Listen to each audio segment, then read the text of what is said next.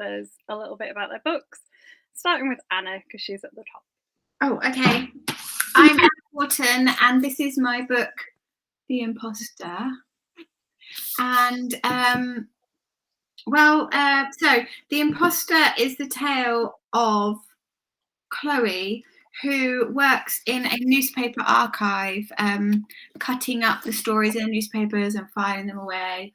And then she becomes a little obsessed with one story that she finds of a girl who went missing 25 years before, when she was just 4 years old.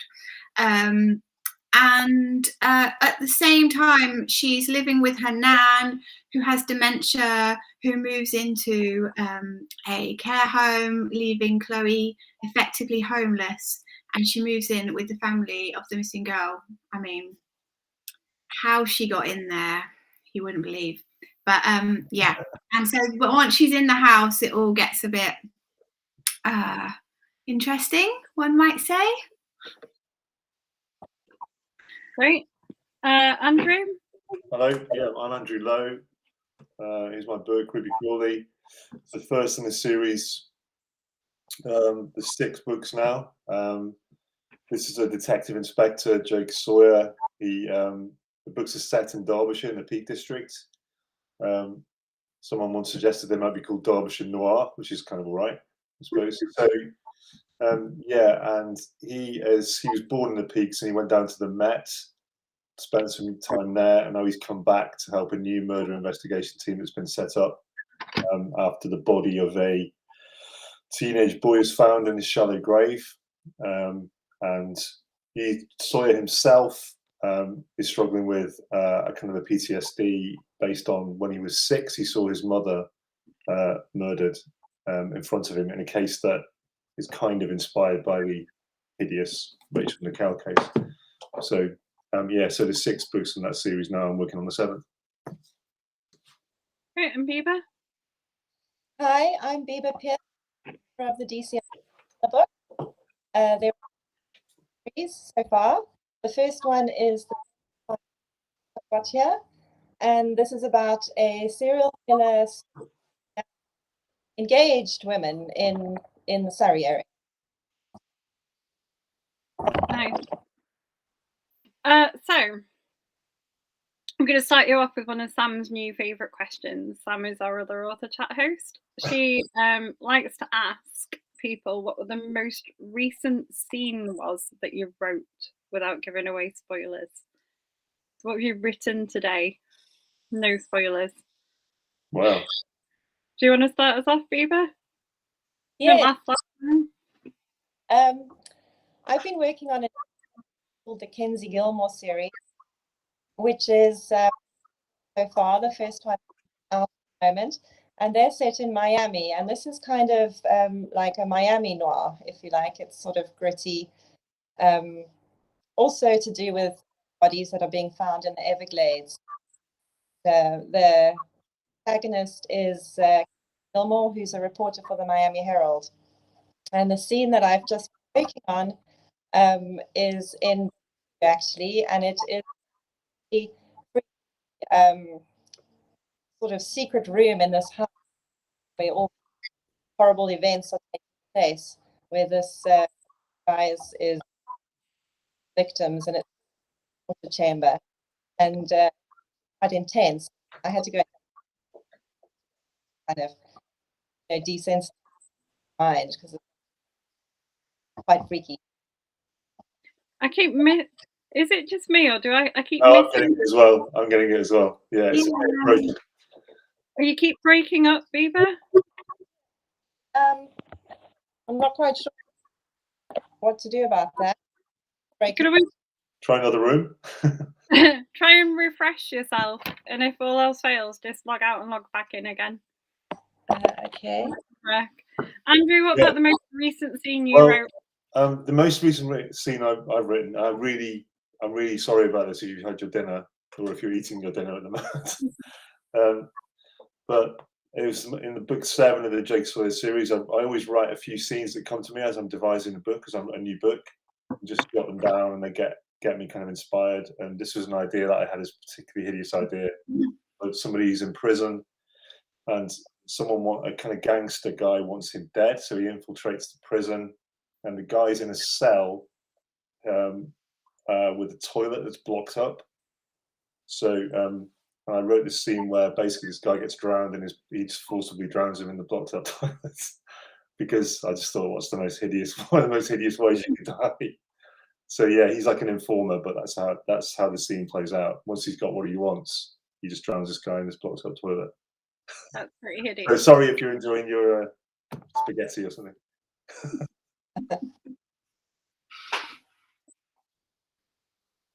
Follow that.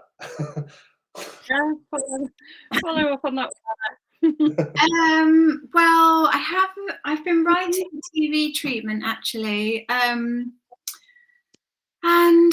I mean, it's quite fun because I'm not sure how much I should say about it, because it is based on real events, and it's based on an assassination attempt, but we kind of, well, I'm working with somebody else, which is unusual as well, but we're kind of focused on a more of a human angle, so like a relationship angle, and this kind of love triangle between the assassin or the would-be assassin and his wife and his mistress, who is perhaps a spy. So yeah, it's really cool because we have like just a little factual information about them, and so there's a lot that we're filling in to kind of make people like the characters, to make them feel invested in them, to make them want to know what's going to happen, to see why they stay together.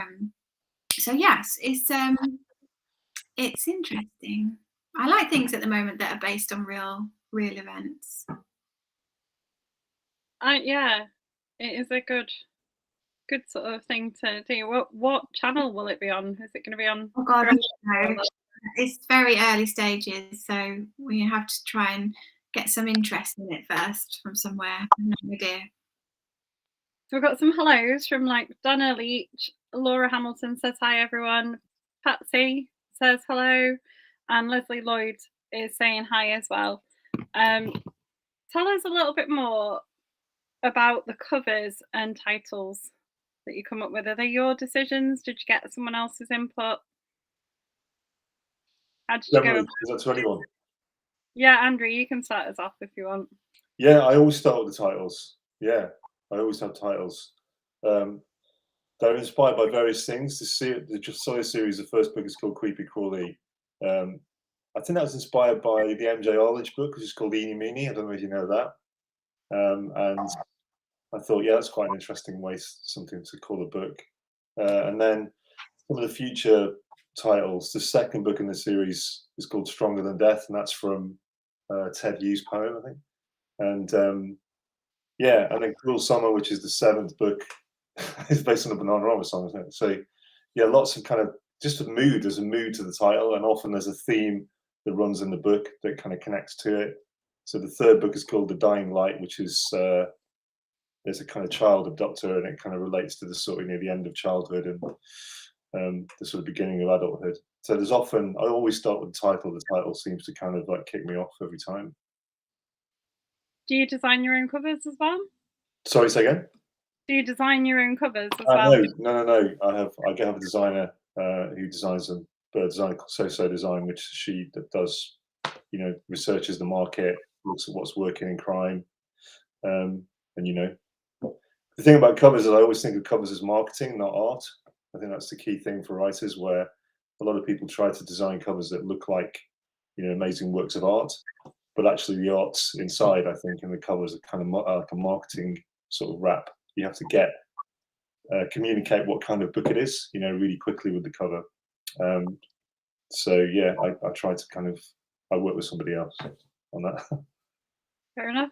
And Bibo, what about you? Titles and covers? I come up with the titles, and my publisher comes up with the covers. So unfortunately, I don't have any control over that. And actually, having said that, they did change all the first books in the series. They changed the titles as well. So the Thames Path Killer was originally the Surrey Stalker, and when they acquired the book, they changed the titles, and the second book was The Revenge Killer, and they changed it to the West London Murders. So they obviously had this locational aspect in mind. And the third book, now The Bisley Wood Murders, was originally Righteous Anger. So it was only the fourth title, The Box Hill Killer, that they kept, and I think they took that as inspiration for the other three covers and then changed them in line with wherever the books were set. Fair enough. Anna, what about you? Did you do your cover? Well, interestingly, when I was writing this book, it was actually called The Archivist for the whole time I was writing, and then when it was acquired, it was changed to The Imposter. I think The Archivist probably, on reflection, made it sound like it could be a historical fiction or something. And it's interesting with regards to the cover, because the first cover that my publisher came up with, I absolutely hated. And I told them I absolutely hated it. And they said, it doesn't really matter because sales and marketing love it. And that was really hard because, you know, you've spent years and years writing a book and you have this idea in your head of how it's going to look, and then what they tell you it's going to look like just doesn't match at all. So I had to kind of trust sales and marketing. This is actually a really good story. I had to trust sales and marketing that they knew better than me, and but it was a really different experience than non-fiction, which is what I kind of do as a day job, where it's a real collaboration. And then I got a new editor because my editor left, and the new editor knew I was really unhappy with the cover. So they changed it literally right at the last minute to something completely different, which is the one I have now. And then when they changed it, all sales and marketing were like, oh yeah, we didn't like the original. So that's the story of a cover. It's not always a good story. With a big Well, Sorry?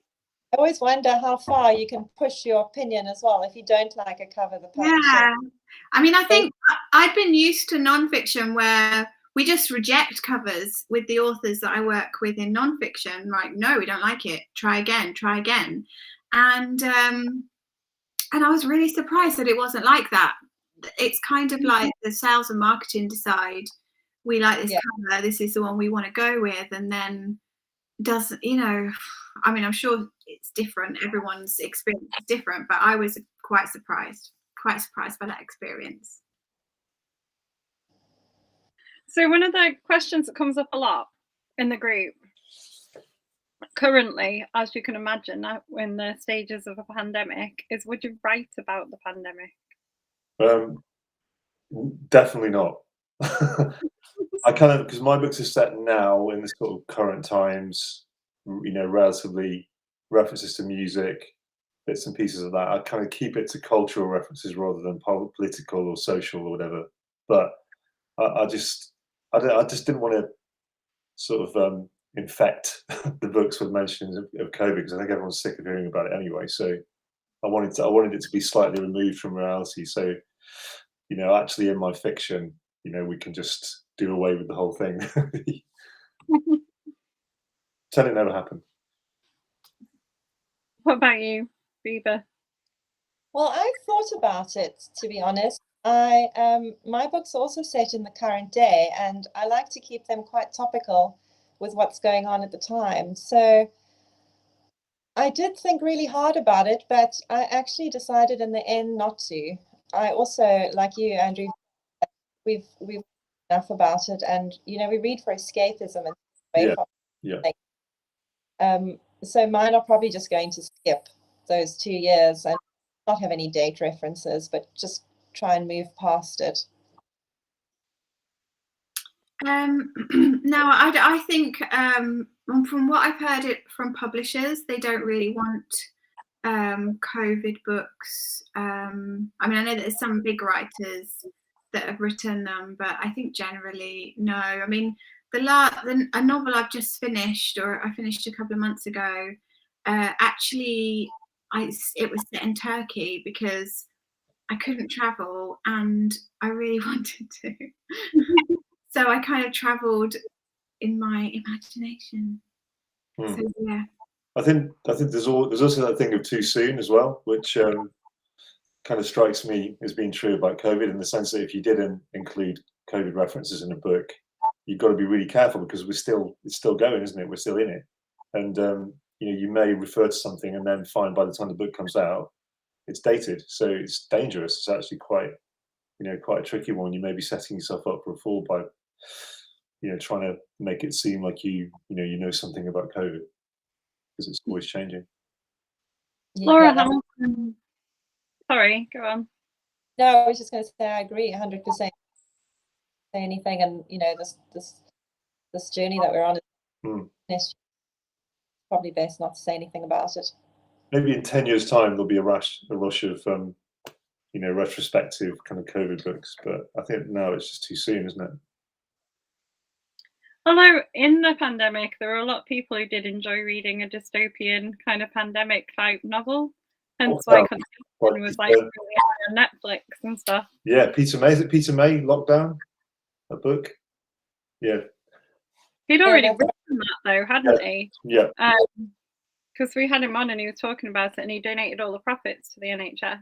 Yeah, amazing. Yeah, but yeah, I think, as I'm saying, I just want to keep my fiction sort of pure of it for the time being.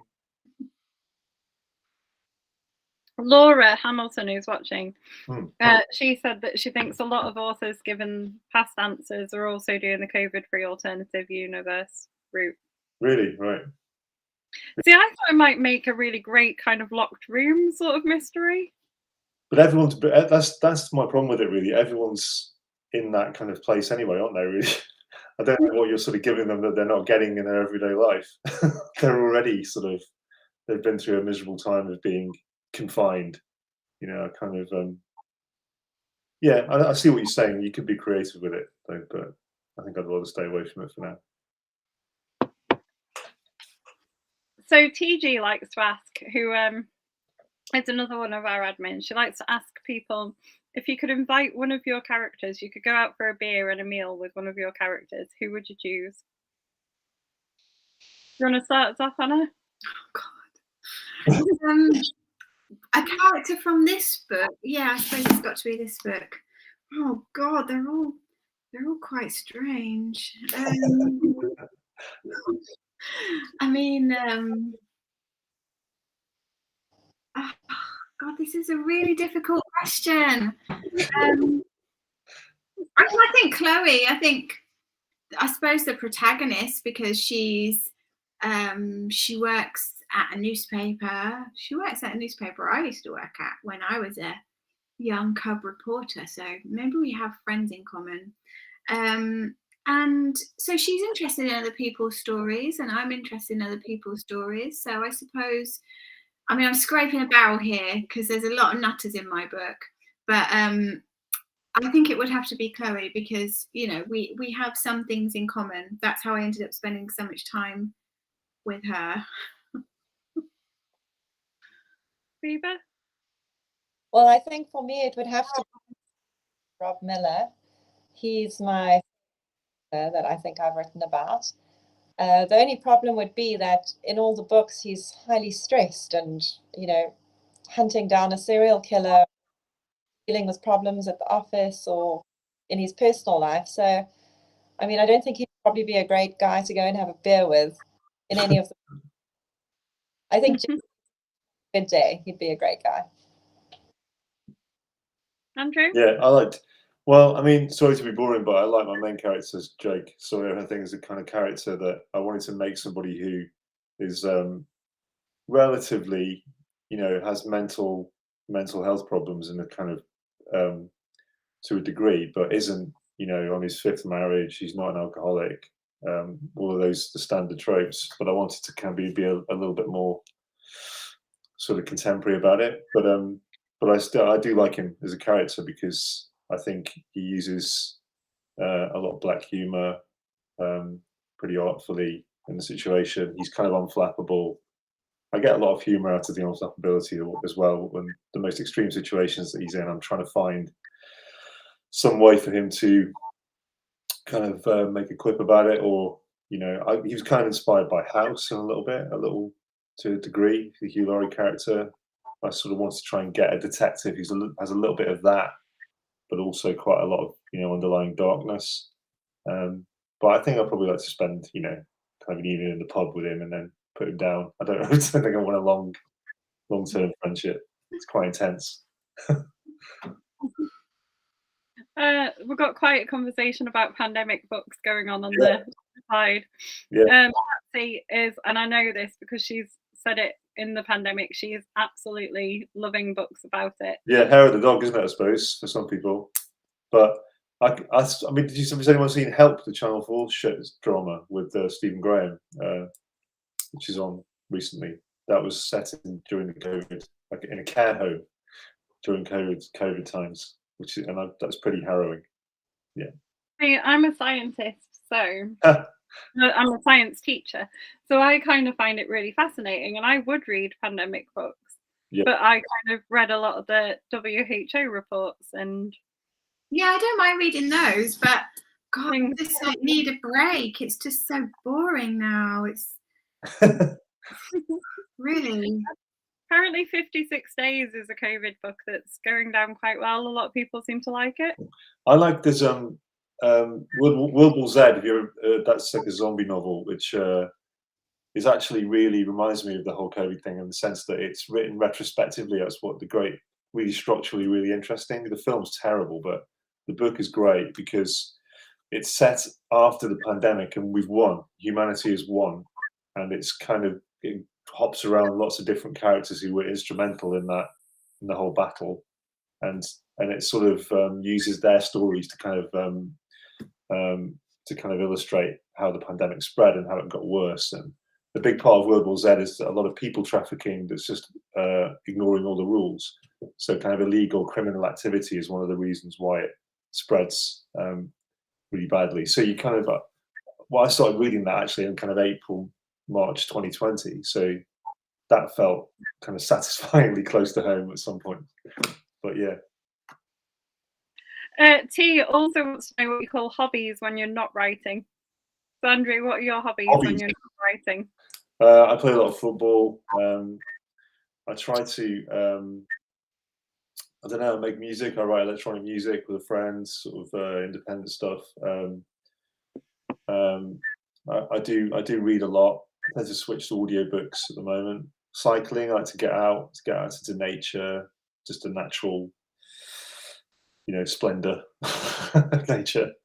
To kind of the reason nature's so good, I think, is that you're not like in a city where you've got lots of things vying for your attention, lots of things designed to get your attention, like signs and advertising and marketing.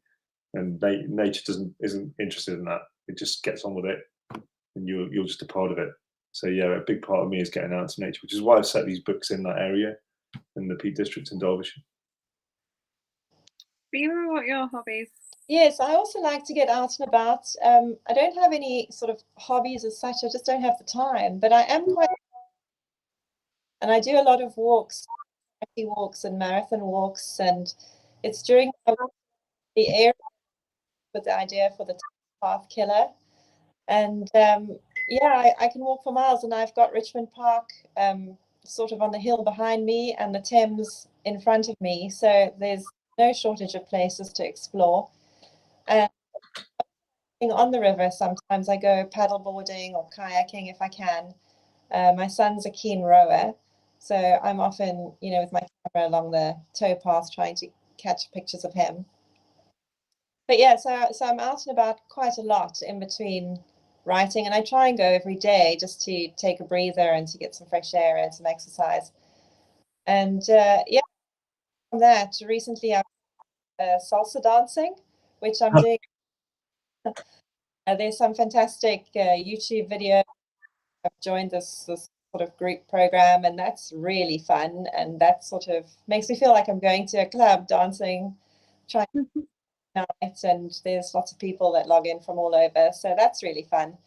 That was a result of COVID and lockdown and not going out. So yeah, but that's probably about it. Nice, Anna. Well, I'm just a really boring writer hermit, really, and I don't like going out and about. You're a homebody. So yeah, I mean, the only thing with being a writer and sitting writing all day is that you have a really bad back. So I visit like a physio or an osteopath. And I try and exercise. I try and go swimming and yeah, try and move my body so it's not just sitting all the time.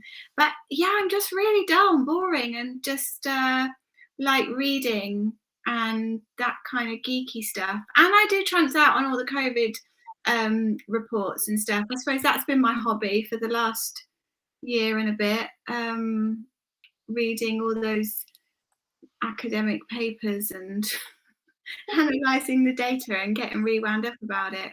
That's been a great hobby.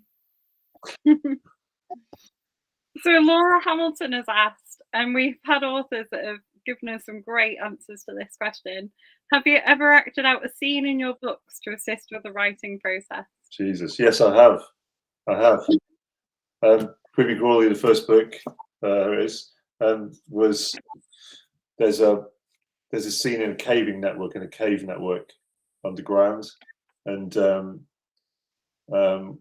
main killings quite early on. It's not much of a spoiler. Realizes that the killer is burying people alive, so and putting cameras inside the coffins, and sending the footage to their relatives for kind of complicated reasons, which you get into in the books, which are particularly hideous. But I wanted inside a cave networks. I thought the claustrophobia of that, I needed to feel that for myself. So I did that, and it was terrifying, just being in this kind of world where you suddenly can't say, I've had enough of this now, and you want to leave. And yeah, you're kind of confined, and you sort of can't, you realize you've got very limited options. I really felt like claustrophobia, so I did want to feel that. Thankfully, though, not many of the other scenes in the books have been, I felt the need to act out. Viva? Yes, sometimes so from a female perspective, some of my victims have been strangled or attacked while they're walking along the river towpath, for example, and I've sort of got for male friends to try and sort of act out the process of what would occur, just to see if I could, if I could fight them off, or if kicking them in a certain way would work, or, how they would have to hold my hands so that they could spank at the same time as keeping my hands above my head. Would their hand be big enough to do that? The bruise marks would be on your neck, that sort of thing. Just to sort of see, just to realistic, something that possibly happen, or you could easily get away. So yes. Anna, have you acted out a scene? No, I haven't. It's really boring, and you guys are so much more exciting than me. I love the fact that you like. Make it up, Anna. Just make it up. Say, can you come and attack me? Would you mind if I kick you? But you know what I was thinking of when you asked that question? Has anyone read that Patricia Highsmith story, Suspension of Mercy? Do you know about this book? About how it's this writer who decides to, his wife and him are having a separation, but then he's trying to write this crime novel. So he sort of acts out rolling up a carpet and taking it out into the car in the dead of night. And then his wife actually goes missing. And then he's the main murder suspect because neighbours saw him with this rolled up carpet. It's such a clever book. Really brilliant, that idea. I know, it's so great. So yeah, no, I don't have anything. No, I'm not as cool as these guys. So my favourite author chat question to ask is, would you make a graphic novel of your book? Oh yeah, I'd love to.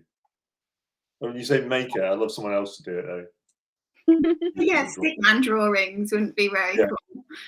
Yeah. No, I'd love that. I think, yeah, I'd love to see it as sort of a graphic novel version. Yeah, because particularly because I'm trying, my books are set in, Derbyshire, Peak District, panoramic vistas. you can really go to town on the illustrations, but yeah, I'm a big fan of sort of graphic novels and comics. Like particularly the sort of Dark Knight comics, all that kind of really. I see mine as being quite inky and quite black and dark and shadowy and interesting. If there's any illustrators out there, I want to give it a go. What about you, Beaver? Well, my son reads a lot of anime.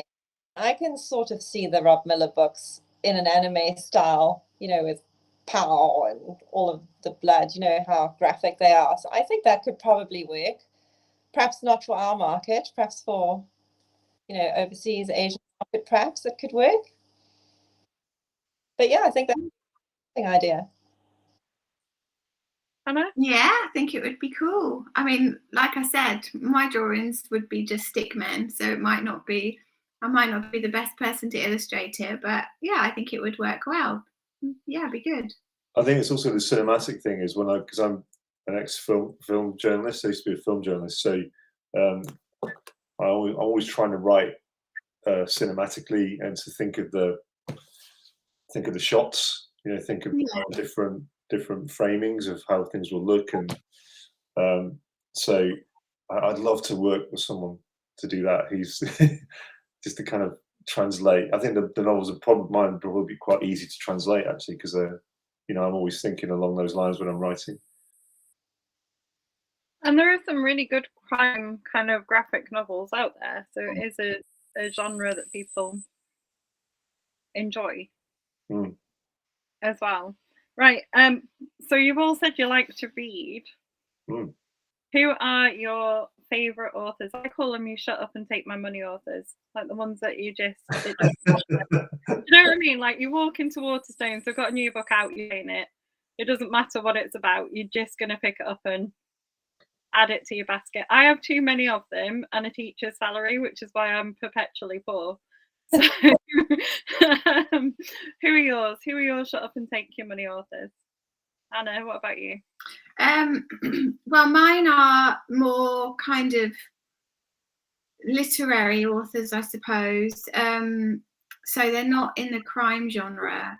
So they would be people like Deborah Levy or Rachel Cusk or what's her name? Sarah Moss. Is it Moss? Yeah, Sarah Moss. The one who did Summer Water, and she's got a new one out called The Fell. So yeah, they're my people. Like they're the ones that I just get super excited about their books and like you said, get them on pre-order. And also Elif Shafak as well. I just read her new one. No, I've said her. She does autobiography and Deborah Levy, non-fiction and fiction. But yeah, she's my favourite. Beaver? Well, I think I don't really read books from time to time, but commercial crime is really my thing. And there's a couple of authors that I buy every single book they write. I think Michael Connolly is one of them. I've been reading his books since he brought out the very first one, maybe 2 days ago, something like that, where there weren't even cell phones or anything in his books. And I followed him throughout the years. Loved his Lincoln Lawyer series as well as like Harry Bosch. So he's probably my all-time favorite.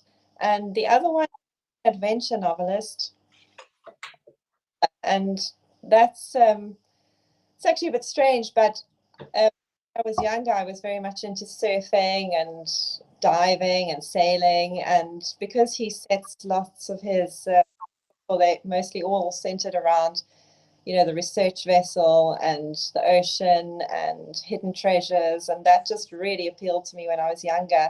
And so I think it's just a habit now. If he brings out a new book in one of his series that I enjoy, I'll automatically pre-order it. So those guys keep me busy.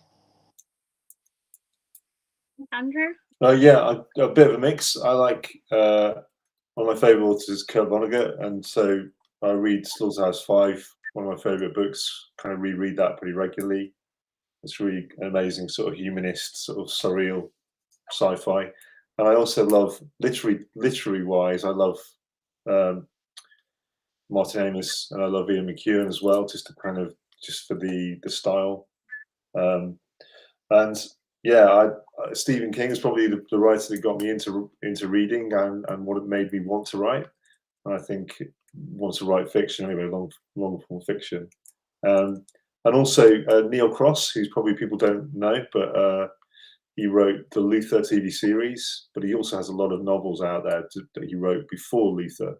It's a book called Always the Sun, Burial, Captured. They're great standalone crime thrillers. I really recommend them if anyone hasn't sort of had a look into that. He's great. He's great on men. He's really good on sort of male behaviour and taking, men making increasingly poor decisions, basically, and based on their, ego and trying to get mitigate some kind of humiliation. There's also a book I really love. Sorry, it's a long answer. There's a book I reread again, which is by a guy called Tim Willix, called Green River Rising, which is an amazing book. I don't think he wrote too many books after that, maybe sort of mid-90s. And that's basically all about a kind of a prisoner uprising in this kind of really violent penitentiary. And there's a kind of guy who's caught up in it, this doctor who's caught up in it. He's a sort of karate expert. It's fantastic sort of kind of an action thriller, but with lots of dark sort of crime flavors to it as well. So yeah. Right, so time for the other favorite group question. What are your memorable moments as an author? Huh? Do you want to start us off, Andrew? I feel like can I shut up now and let someone else do that one? I think. I can start us off if you go for it. Yeah. Come on. Because mine's pretty memorable. It was this year when the book that I had written was shortlisted for the Davy Dagger Awards, and I mean, because I didn't expect it at all. And after 16 years of writing, it was kind of, or maybe I do know what I'm doing. It was one of those moments where I felt like finally there was some acknowledgement, that I'd actually done something good. So that for me was a huge moment. I've got one now. Go on. I think when I got about 3 or 4 books into the Sawyer series, I got an email from somebody saying they'd been through a tough time and they'd kind of really enjoyed, mentally, and they'd really enjoyed the Sawyer books as a kind of way to, escape, and they sort of felt that they'd kind of got them through this bad time. They'd been helpful, and so yeah, I know I found that really moving. It's somebody actually something I just pulled out of my head, and they'd it helped them in some way mentally. I thought that's I've really touched someone with something I've created. That's really nice. Anna, what about you? Well, I don't think it's going to be a fiction one. So my day job is a ghostwriter of non-fiction, and so I've written like 6 or 7, I can't remember, 7 I think, non-fiction books, and The Imposter is my first novel, and so in my non-fiction work I ghost kind of strong female voices and kind of female activists. So one book that's probably the most well-known is called Somebody I Used to Know by Wendy Mitchell, and that was a memoir of somebody who has dementia, who lives with dementia, and this was an extremely helpful book to a lot of people. It was very successful. It was like a Rich and Judy book club pick and Sunday Times bestseller. But the best thing about it was one woman who left a review, I think, on Amazon, saying that she was waiting for her own dementia diagnosis and she'd been really scared, but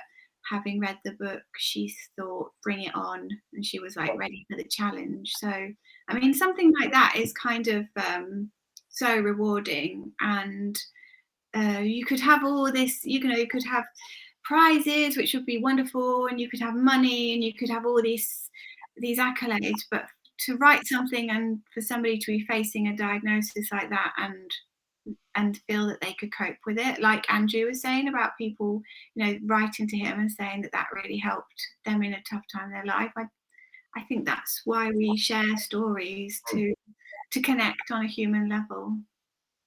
Yeah, and that's why you can't really second guess when you write what you write. You don't know how someone's going to react to it. I mean, as I say, the lead character in my books, there is a kind of dimension of mental health and trauma and stuff, but I've no idea what this person was seeing that was kind of helping them or through. It could be all kinds of things, couldn't it? To kind of bit of catharsis, a bit of anything. So you just can't second guess. It's just really satisfying when you get that kind of reaction. I mean, I wrote a piece in the Observer when the Imposter came out, because my main character Chloe has this kind of she finds it's hard for her to belong, and this is why she's so obsessed with the stories of others, because she's trying to find a place where she fits in the world. And I wrote this piece in the Observer about how I felt like that, and I had so many people write and say, you describe exactly what I feel, or I've felt like that my whole life. And so, there are things that you feed into your characters, like you were saying, Andrew, with your, the things, your character and the mental health problems, that when you write those characters, and then, if like me, you share them in, articles you write in the paper, then they really help people. Yeah, this person talking about having kind of touched somebody, aren't you, really? Someone's actually been moved in some way, as opposed to just something to pass the time. It's a kind of escape or whatever on the beach. It's just you've kind of dug one level down. That's sort of why we do it. So we've got a question on the stream, just to lighten us back up again. So those were really good answers. That if you had a free choice, would you write anywhere else, like another country? So imagine you could travel as well. Like I'd sit on a beach in the Caribbean rather than sitting in Tunbridge Wells. Is that where they'd be sat then, Anna? If you could go in Barbados right now. It's the easiest question. What about you guys? What would you do if you could write anywhere else? Would you do it? Would you go to another country, or? Yeah, I like Lanzarote. Now that's a kind of specific answer, isn't it? I kind of like, the reason I like it is that it was a total revelation, because it's almost so barren. It's like an ashtray. It's like this lava island, but there's no sort of advertising. There's no kind of real advertising of other things, and there's no buildings over like 2 stories or something. So it's a really soothing place to be. I find it really soothing. There's no, like I just said about the nature thing, there's nobody trying to get your attention. There's no, if you go into a village, you get this kind of quiet place conceptually. So I find that really soothing about it, and it's kind of, it's not really trying to impress you in any way. And so there's a beautiful beach kind of on the northern part of this island, which is just pure white. You may as well be in the Caribbean, but it's quite hard to get to. You have to cycle there. And I always think this is the kind of place I'd like to sort of settle and write as a kind of, peaceful place. Yeah. Is it like, I've never been to Lanzarote, but I've been to Iceland, and a little bit, yeah. That is just like completely. It's a little, yeah. It has that aspect to it where, because it's a volcanic, it was kind of created by volcanic eruptions. So, but there is something about it that I kind of, it's got its reputation as a sort of a, quite a sort of trashy place. But actually, I find it really soothing. I just thought, I've been there 2 or 3 times just to kind of power down a bit. Viva, what would you write if you could go anywhere else? Well, I think that's a nice thing about what we do, is that we can write anywhere, and I write quite well on planes, funnily enough. So do I, actually. Yeah. It is. It's like a distraction. Yeah, or maybe it's just that you're in a chair with a seatbelt on for so many hours and you can't move, and there's no Wi-Fi or back to you. And I have a lot of friends and family in South Africa, 11.5-hour flight, and I don't sleep very well on planes either. So that's a lot of words that I get done. Flight, and I think the Thames Peninsula, I actually wrote almost half the book flying there and back a couple of years back. Would you not set anything in South Africa though? No, I think, I mean, it is ripe for a setting for a crime novel, but I've lived there for 23 years of my life, and it's kind of a bit like COVID. I've kind of been there, done that, and the situation and the politics, everything is so mixed up in everyday life that you wouldn't really be able to separate a crime novel out away from the politics. And I really just don't want to bring that into a crime novel. So I have toyed with ideas of a detective based in Cape Town or Johannesburg, and bringing in a lot of the lifestyle and the problems that face the people living in the country. But actually, you know, I sort of steered away from it because I've just thought I really don't want to have to go there. You know, I left because I didn't like what was happening, and well, I have this complicated love-hate relationship with South Africa, and I just didn't want to keep revisiting it in a series of books. Fair enough. You've been asked if you've ever had writer's block and how you got over it. Yeah, I've got a good. I saw that question. My kind of thing is I'm also an editor and I work with authors as well. I'm a writing coach, and you know, I also edit. But my thing about writer's block, I don't think there's such a thing. I think writer's block is really about a fear of judgment, and so you know, you have a fear of of being judged. And so the best way to not be judged is to not produce anything, isn't it? I think. So, you know, if you just kind of sit on it and just say, I'll just keep that private, or I won't write anything, you know, there's a kind of sense of that. So I always found that I always tell authors just to learn, kind of learn in the wild, just get your writing out there, and just sort of kind of just learn that way. And the more you write, the more you get out, the less fear you have of being judged, really, because I think that's the key. And I know a lot of authors, sadly, who just sit on things and don't release them, and they're perfectly good, but they've convinced themselves that they can't stand the idea of being judged and being reviewed, or they feel they're being reviewed when actually it's their work that people are commenting on. So it's separating those two things for me. Good answer. Viva? I tend to agree with Andrew, where I'm not sure writer's block really exists. I tend to outline everything quite before I start. I write quite complicated plot lines, and there's a few twists in the stories, and I need to know where those are going and how to tie everything up before I really start writing. The times that I've begun a book without outlining it, I've always run into trouble sort of midway. So now I do quite a thorough outline, and I break it down into chapters. And because I do that, when I sit down and write, I can really write quite quickly. I type quite fast, and luckily I think I type the same speed at which, if that makes any sense. So I can chug along without getting stuck, because once I get to the end of a chapter, I just need to look at my and if I forget where I am or what comes next, and then I'm back in the story. So no, I've never really, luckily, never suffered from writer's block. Have you tried dictation? I have tried dictation, and the funny thing is that does not work for me. Doesn't me either, no. I like it on the screen. I like tinkering with things and moving things around, on screen. Yeah, I don't know. I think it's too fast for my brain. The rate at which I don't think on my feet really quickly. So yeah, you compose. I'm writing.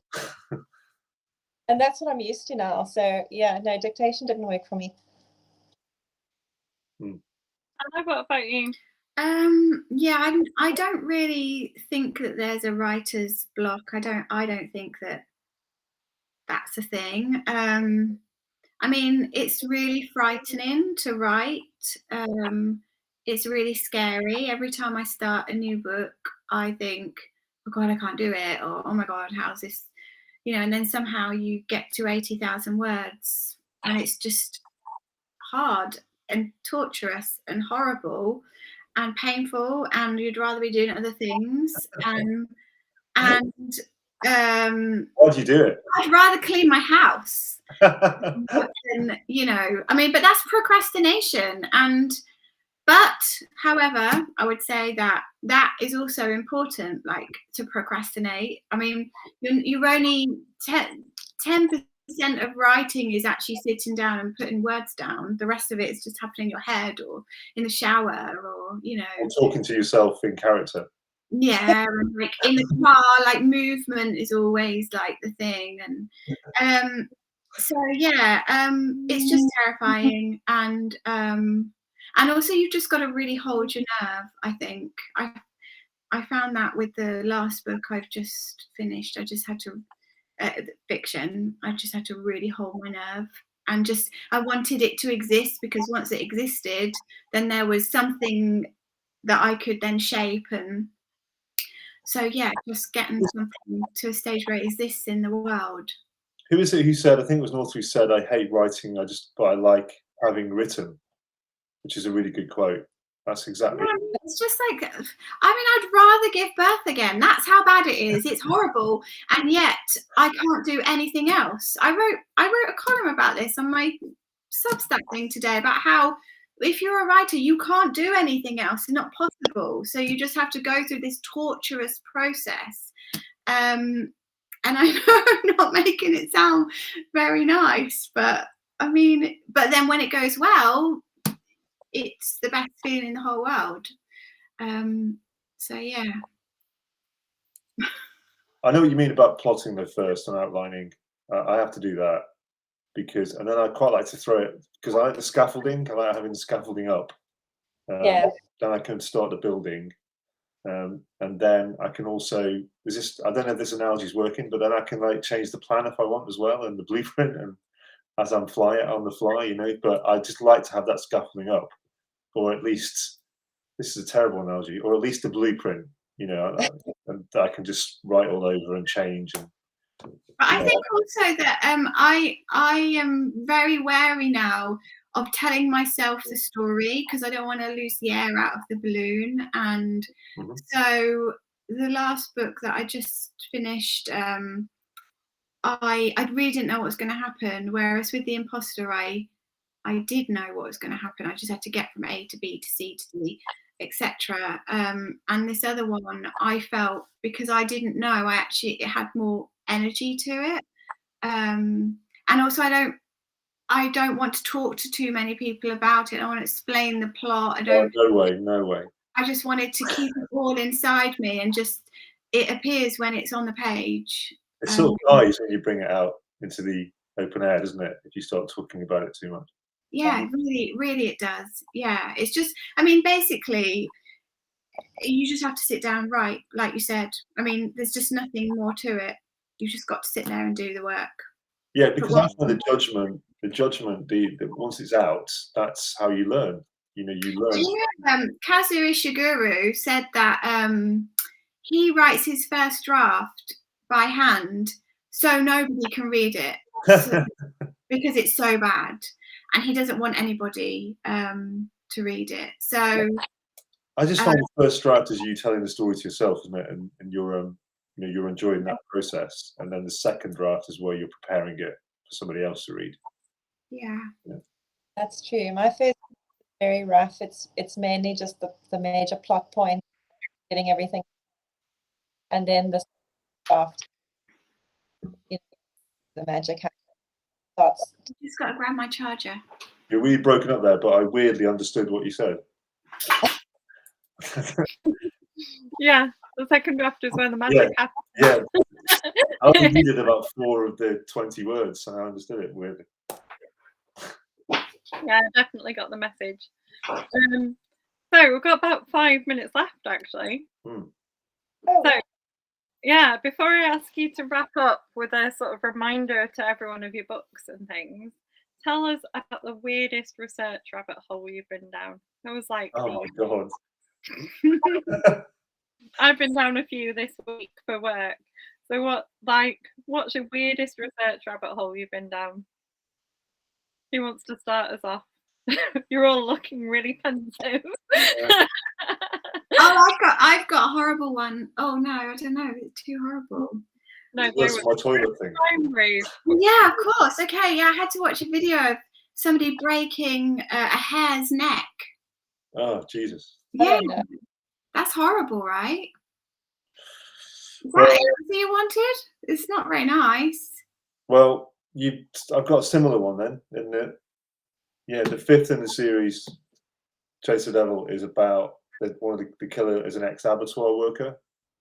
So, who I mean, that's a horrendous job, and that's part of the makeup of the character.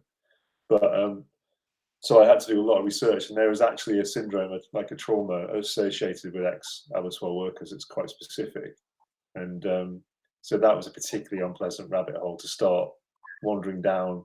What actually abattoir workers do, all the different delineations of jobs, what they're responsible for. It's enough to turn you vegetarian, basically. But I needed to go there. I needed to kind of understand it all, to kind of to make the character authentic. But yeah, pretty dark. Yeah, I've got called this. I don't want to give, but it's a very specific detective. He's not detective, but a military friend that's on the street. Well, you're really broken up. I'm just willing the internet to get better. I mean, you're really broken up. Quite strong. Yeah, I don't know. My phone. Is that better? A little bit. Really. No. It's not. You were doing really good until just now again, and then you've gone to sort of Yeah. every word that we can. Someone's downloading something, I think. Yeah. Room or something. Someone's on Netflix.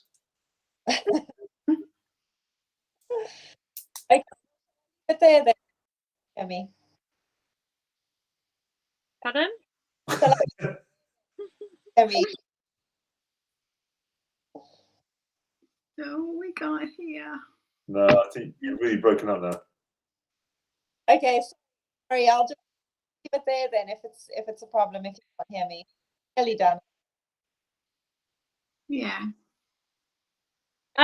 Well, finish us off with a recap of you and your books. And River, if we can't hear you, just hold up your books and show us them all off.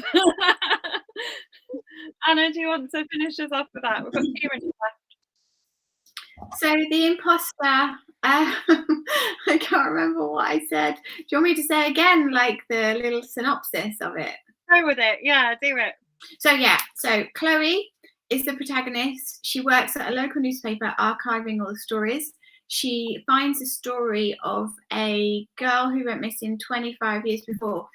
If she was still around, she would be Chloe's age, which is quite handy. And she decides this unhealthy interest in this story turns into a bit of an obsession, and she goes to live with the family of the missing girl who are looking for a lodger. Also very handy. And then once she gets inside the house, it's a bit more complicated than she thought at first. She's perhaps not as she wants to go and kind of solve the crime and bring this girl back, but it's a little bit more complicated than that. So I go next? Yeah, go on. Okay, this is the first book in my series, Jake Sawyer, DI crime thrillers, and it's he was born in the Peak District. It's set there, and he goes down to the Met, and the book starts with him coming back to the Peak District to join a new murder investigation team. to help with a case of a teenage boy who's been found in a shallow grave, and very early on, Sawyer starts to suspect that he's been buried alive, and he's also the person who was convicted of killing Sawyer's mother when he was 6. He saw it happen in front of him. Is about to be released, and he doesn't believe he did it. So there's a parallel plot where he's decides to once and for all work out, find who did kill his mother. And Beaver, show us off all your covers. So there's, Oh yeah, it's all jerky. So the 10th killer is the DCI series, and based about native killing attacks on young in the Surrey by someone that the press has nicknamed the Surrey Stalker, and he's targeting aged women for some unknown reason. And Rob Miller assigned, of course, he's got a fiance planning his own wedding, so things obviously take a turn for the worst. Great. And then all that's left for me to say is thank you for joining me tonight. Thank you very much. Thanks.